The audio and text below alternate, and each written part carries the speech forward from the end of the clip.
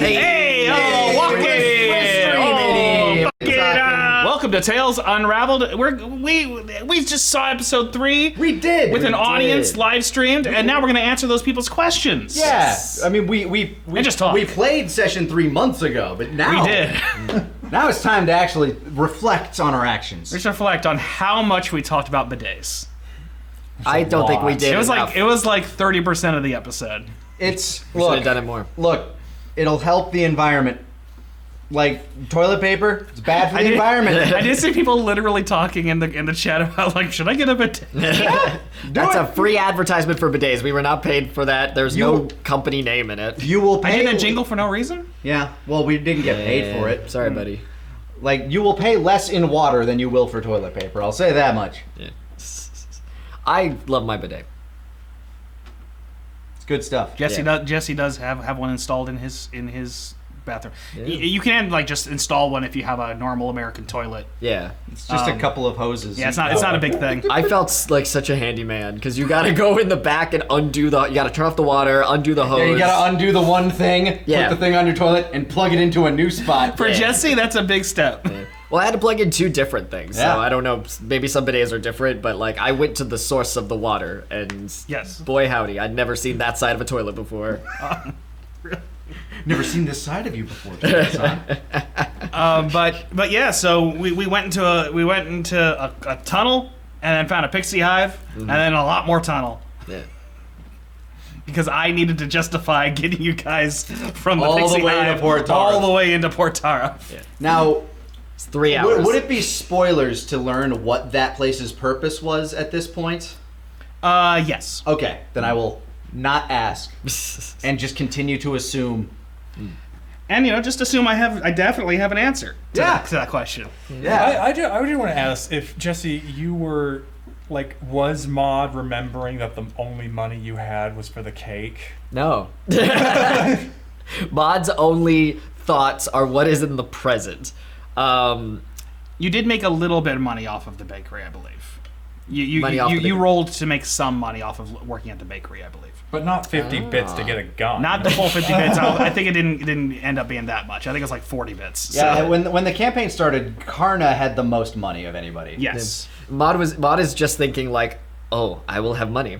I will have money when I get to the flour sugar. Does Maud, like, out of curiosity, I still haven't watched your episode 0 yet either. Like, I like discovering things as I get to, like, as my character gets to know the character.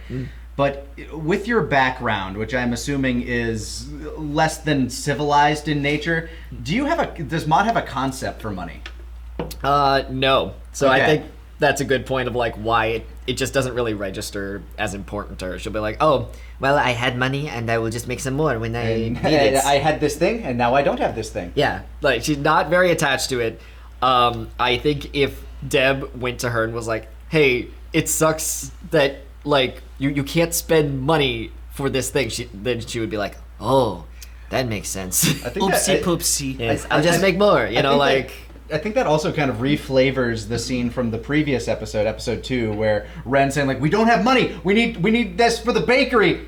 It'll work out. Yeah. What are you talking about? It's fine. Yeah, because it's like his life is not worth anything. So it's like, we'll just make more money. Like she knows that it's not gonna be simple, but she's like, that's just what we have to do to save her life. But she also doesn't have a concept for money, so it's like, well, okay, whatever, we'll get this thing. Yeah, she'll do whatever. She'll fight whoever. She'll steal. Yeah, the only trade that Maud probably has any experience in is like bartering with people. So and she can bake. She baked in the bakery. How to bake. Yeah, she worked in the back, recently. So she doesn't have experience with money or customers. Yeah, because they put her in the back because not great with people. Meanwhile, this is the first time Martin's been able to deal some damage. Yeah, no, just after that horrific ambush, did nothing for me. I'm glad I finally got a one-on-one fight where I could show off that, there is some combat proficiency there. Yeah. Trust me. I'm a martial class, guys. No. The dice are finally kind to me, because, man, it's so bad. Like, even during this episode, it's like, roll a perception check. 4. Yeah. It's like my dice siphons the luck from everybody else's dice. Like, I have, like, the domino of dice. that makes sense to. But also, if your dice roll badly, they roll really badly. It's true. Like I said, it's a coin flip. That dice, the main dice that I use, on average, the main dice. It's a dice roll. It's not a coin flip. It is, though. You don't understand. It will, like, its average roll is somewhere around, like, 13 to 15, because it'll, like, when it rolls above a 10, it's high. But as soon as it rolls below a 10, it's like a 1 or a 2, no matter what. And I'm sure part of you loves that. You love the drama of like success or massive failure. One of my favorite role-playing systems is a 2d6 system, which is basically pass or fail. And it's just like, okay, how do I do good? Yes! Or do I do good? Oh no! Story happens! In Worlds Beyond Number, a podcast I'm going to reference a lot, I literally have like a little pin for it on my hat. Brennan Lee Mulligan does a thing where he says, all right, roll a d20 and take... you're gonna roll it twice and take the option that's furthest away from 10. It's like just the most dramatic thing you can I like get. that system. And that's also very fun. We did get one question in here early on asking about, since Maud wears the vest as clothes, is she just Donald Ducking it? Yeah, because like the vest. Yeah. So is Karna. Yeah. Yeah, the vest implies clothes, so that's the clothes. Those are the clothes, yeah. If she was naked, then that would imply. Yeah, and Karna's people, they do not wear pants. Like they have enough like body fluff that it hides anything unseemly until it's ready to be used. They're growers. Yeah. No, they're innies otherwise. With the sense of modesty. As soon as like it's go time, they turn into female hyenas. It just flops out there. Let's fucking goat. Yeah, let's fucking goat. Some of them are sheep-like actually, but Yeah. And maybe deer. I don't know. Ram you. I guess since we've been talking about bidets a lot, this question also came up. When it comes to bathroom use, is Maud toilet or litter box? Forest burying the poop. Yes, right. Like that's what I was gonna say. Also, Yeah. is like. So I guess litter box kind of. Yeah. But in the forest, like more like survivalist. Yeah. Secret third option. Which Maud is literally like on the page a survivalist. Yes. You bury it so that your predators can't track you. Yes. And I have drank my own pee many times. Karna too, but mostly for fun. Then we have Mr. Goalkeeper asking, hey Stefan, how do you plan combat out so it's not too easy but not too hard? Also open for the stupid emote buttons blocking it. Okay, that was the question. I don't. I just build it, and I say this seems right, and I go with it.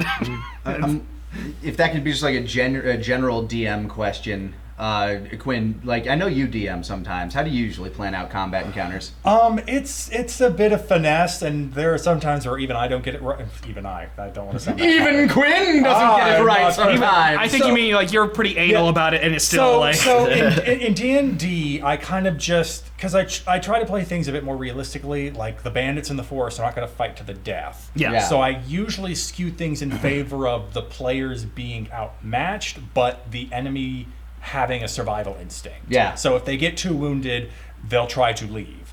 There was a problem when I played the Star Wars game where there was a player disparity where one person had kitted out just this quite literally a murder robot and everyone else was just more conventional characters. So any combat was either the murder robot cleared the room or everybody but the murder robot died is down. but the murder robot. So it's finesse and it's a bit of a guessing game. I don't use CRs at all. I just kind of think about it, especially if I've had a history with playing with a certain cast of characters. I know relatively how much damage they do in a round, and I try to at least space it out so they don't just kill everything in one round unless they have the actual advantage. Yeah, when it comes to the game I run, I do my, sometimes I'll sit down and I'll just do spreadsheets of math because I know what kind of average damage my players will usually do. I'll be like, okay, they need this amount of health so that this combat can last X amount of rounds, and they need to deal this amount of damage to make it a threat. That's usually my starting point. I don't focus on CRs because I've given each of my players bullshit items that make them broken as fuck sometimes. So balance can be hard. Sometimes you luck out. Sometimes the dice is not in their favor. And I just haven't really tried that hard to balance. And sometimes you don't have to. Here's the thing. Again, 5E, the combat is my least favorite part. So if it's like, it goes one way or the other. Yeah, I'm not too picky about it. Like, the combat's there. I don't know, to have fun, and I try to just aim it towards whatever's the most fun to do in the moment. And I'll be honest, I will fudge a roll in their favor if it's going too badly for them, and I don't think it's the right time for a character to die. Yeah, but I also avoid it. Like, I haven't done it here yet. Well, do you want to mention during the fight with Martin how the automail automaton wasn't the auto armor? Yeah, it suddenly realized it had multi-attack when it got critically damaged. Yeah, that I wanted to give you a chance to reveal that if you wanted to. Oh yeah, no, I forgot about multi-attack entirely. But it does. But the way you played it out made sense. Like, okay, this thing's going down too quick. It now has to be more threatening. Yeah. But yeah, I didn't mind. Like, and the thing is just, like, I edited that out of the episode because I don't want to slow down the episode talking about mechanics all the time, because to me that is just not the interesting part. Mm-hmm. It just doesn't bother me if I get something wrong. Like, it's fine. And I just go with it, whatever happens. And, like, I forgot multi-attack was the thing. Okay, he didn't use multi-attack. That's just how it goes. I'm not going to redo it. The most important thing of tabletop role-playing, the rule of fun is number one rule. Yeah, well, and, we're doing improv. Like, so, sometimes in improv, you're going to make a mistake, and you just got to yes and it and go. Mm-hmm. So, I do. And so I try not to worry about it too much. Yeah. There was a question about how many weapons is Martin proficient at? Do they have much preferred weapon, or are they flexible? Generally, Martin is just a kind of martial. I wanted him to be a flexible master of arms. His go-to weapon's a short sword, and he's built more for dexterity. So I wanted to have him kind of just have the weapon that suits the occasion. But he ended up using the short sword more than anything for a while.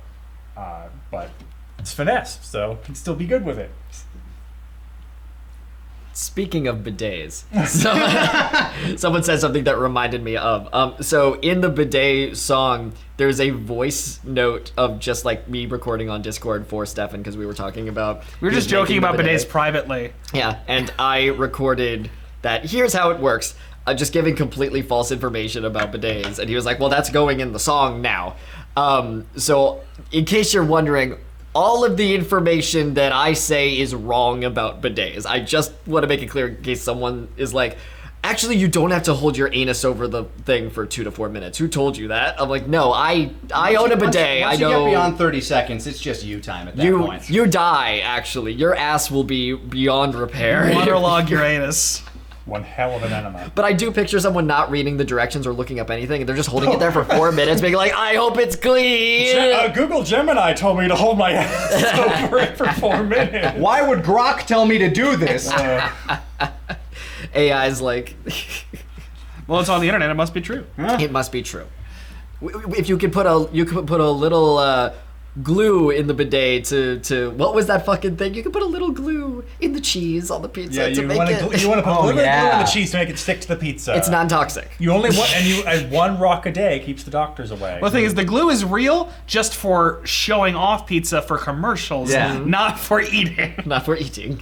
Not for eating, AI, but AI is just Buster from that one episode of Arthur. Would people really do that? Go on the internet and tell lies? I keep forgetting that's an actual line because it's so funny. Like, it sounds like a meme, like someone put it in a Tumblr post. But no, that line's fire. But people aren't here for us to tell you what you already know about AI being stupid. We're here to talk about us being stupid. Yeah. So I want to know is, you kind of had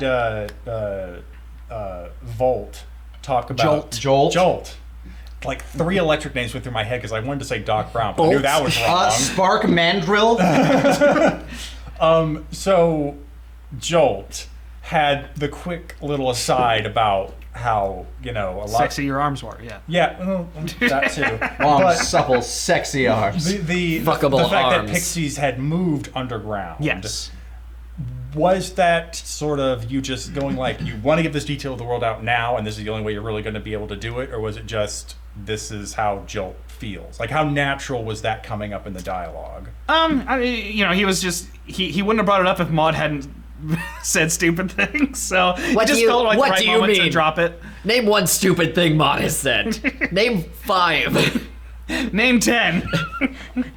Okay, well, name 15. I bet you can't name 20 because Maud doesn't talk that much. Ha! Got him. But yeah, no. In that moment, it felt fairly natural for that to be just dropping out the information. I got it in there, so I'll just rattle off when it's necessary. And if you don't mind adding to that, like how long ago was it that the Pixies got forced into their underground hives? He said 30 years. Okay. 50-ish, I think you said in the episode. 50, they built that thing in 50 years ago, but they specifically stayed underground for like 30 years ago because that's I think we already established. I think we know why. what happened 30 years ago. As the pontificate began spreading. The pontificate took over the city at that point, and they were not welcome anymore. Fascists. Yes. Holy fascists. Holy fascists, Batman. Yeah, what else do we want? I mean, some people were genuinely like in the chat kind of seemed genuinely offended at the things Maud was saying to the Pixie. Someone's like, Jesus fucking Christ. That's so funny. Maud seems like the least worldly of all the characters, so it makes sense that Maud would have the most ignorant questions. And the most autistic. Yes. My goal with Maud was like, I want to make an autistic cat, and I did. I being on the spectrum, I play characters like that very easily, and I didn't, before I, knew, I didn't understand, people were like, oh, this could be like a neurodivergent character, and I went, oh yeah, that makes sense. This all makes sense now. You can not mask while you mask. Yeah. No, honestly, it's really fucking freeing to be able to roleplay Maud because I don't have to mask all the time. I can just keep a straight face, and this is so much if I were to just exist, this is how my face wants to exist. But I have to smile because people become uncomfortable. Yeah, if you people do get that too uncomfortable. long. I do that too. Yeah. It feels so nice. And I didn't realize how nice it would feel. I'm like, damn, I could just be doing this all the time. I could be Maud all the time. All the time. I do find that interesting how because one thing I like to do when it comes to making a character is I like to focus in on a trait. Usually a trait of myself that I would like to be more of, build more to. Like for Karna, I want to be more extroverted, more friendly, more approachable, just more go with the flow of life is an adventure kind of vibe. Yeah. So when I come up with a character, I pull that, that's where I pull that from. Mm-hmm. Yeah. It's a something you're aspiring to. Yeah. Yeah, it's okay, because I have another character that actually very similar to Maud is kind of on the spectrum. His name is The Apex, and he's just, well, it's not his real name, but he made a superhero persona called The Apex to, just basically be strong enough to handle the world, be big, strong, the most powerful beast out there kind of character. And it's okay, those are my workout goals. That's what I think when I'm in the gym. when you're listening to fucking whatever monster that one. I like working out to butt rock. I have so much butt rock on my playlist. Same. I'm pretty sure you and Jesse actually have very similar playlists. Probably. That's so funny. Less Russian metal for Jesse, probably. The Russian metal is specifically for a thing that we have coming up. I've been listening to that on loop because it inspires a certain writing style I have to go for. Yeah, I like a lot of pop punk. I guess pop punk. But with Maud, she, without going into too much detail about Maud's backstory, because you can watch her session 0 right now, and I just want you to absorb it if you're a member or a patron. Yeah, $5 member or patron, you can go watch Maud's story right now. Right now. Yeah, she's from the country. She catches glow bugs with her sister. She has never seen a pixie before. So she's going to ask some ignorant questions and not be offended or offensive. She's not meaning to be offensive at all. Yeah. She's just curious. I think I say in the episode, I'm like, oh, this glow bug is large and it's talking to me. What's genuine curiosity? What do you make? Why? What do you make with your ass? What do you? Because she doesn't understand how bees work. She's like, oh, they make honey in their butt or something, Yeah, you know of bees because you've collected honey. Yeah. So what does this one make? What does this one make in its ass? Yeah. Yeah. So Maud's ignorant. What else happened in this episode? I think the biggest problem is so much of it, quite like the hive tunnels themselves. This was kind of just a connector to bring us from the outskirts of the city into the city, so it's kind of hard to talk about what happened without talking about what happened later. There's a lot of things in this episode that, having played, like this being my first time rewatching it fully, going back and listening to some of the interactions we have, it's another one of those cases of like, wow, that really sheds light on some stuff that happens in the next episode and the following one. Mm-hmm. But I can't talk about that right now. Yeah, no, we'll have a lot more to talk about next episode. But I'm glad this episode is so bit heavy, because like it makes it not feel like too much of a connecting piece. It does feel like this is a silly episode. It's not like the episode itself is filler. It's just so much of it is context dependent, and we're at now, we can't just dissect a bidet joke for 20 minutes. We're not doing the Dimension 20 thing where we do it right after we play. Yeah. So we got to hold back on some of our thoughts. we know where the climax ends up. Yeah, and it is just interesting seeing how the characters develop amongst each other. Because, again, upon rewatching, I can see the reason that Karna would want to be around both of these characters. Things that make more sense later as well. But the wide-eyed, unworldly nature of Maud is fascinating to him. And you are just a mystery wrapped in an enigma that he finds fascinating.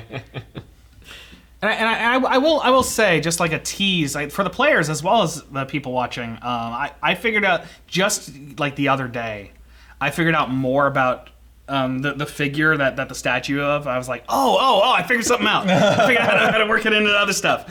It is now foreshadowing for something that I didn't have planned at the time, and that's why I like writing loosely, because you get to do that. Yeah, I also appreciate that, because I think I hit you up with some ideas of where Karna's mind is at for like book 2. So like, the story isn't set in stone kind of deal. Yeah. And like we don't even know if we'll get, like, if the other players are like, hell no, we're not doing that. Then that's fine. All right, we're not doing that. There is, I don't know if we want to wrap up on this question, because it's much more mechanically running a D&D game than it is this story. But Jonathan Ross was asking, when you write for D&D, how do you balance comedy, action, and drama? For me, I craft, if I want drama, there are specific moments I craft. The rest is relatively spontaneous. Yeah, I have thoughts about what could happen. I have like potential like conversations an NPC could have with the player, but I try not to box these guys in. I sometimes like for that's definitely these 5 episodes, I have a thought of like, all right, this episode we're going to cover this. What happens in there is kind of up in the air, but this is roughly we're going to cover this episode, because I'm trying to have it be satisfying episode to episode and have a very like TV show structure of like, well, this episode we're doing this. Yeah, feel like it has a through line, a beginning, middle, and an end. Yeah, I don't want it to feel like it's meandering. I want every episode to feel like it has a point. And that's kind of the hard part of like trying to make it all work, and it's going to get harder now that like things are broader. But I'd like to keep that going as best I can, of like having it actually feel like a TV show a bit. Yeah, it's funny you bring that up, because Quinn and I were playing Halo yesterday, and I brought this up while we were playing. But I'm really happy with how like every episode, in my opinion at least, it gets better. Like it's not just there's an element of like we all just get used to each other's characters more, and so we're able to talk faster and like quip off each other and get more comfortable with role playing. But there's also the element of like every episode is just better than the last. So like I was excited for episode 1 to premiere, and then I was like, oh shit, episode 2 is next, and then I was like, oh shit, episode 3 is next, and consistently like 4 is better than 3 and 5 is better than 4 in my opinion. So like it's really cool that like it just like a TV show. Sometimes when you look at TV shows, just by nature of things, the pilot is not as good as like the last episode, or tends to be. Yeah.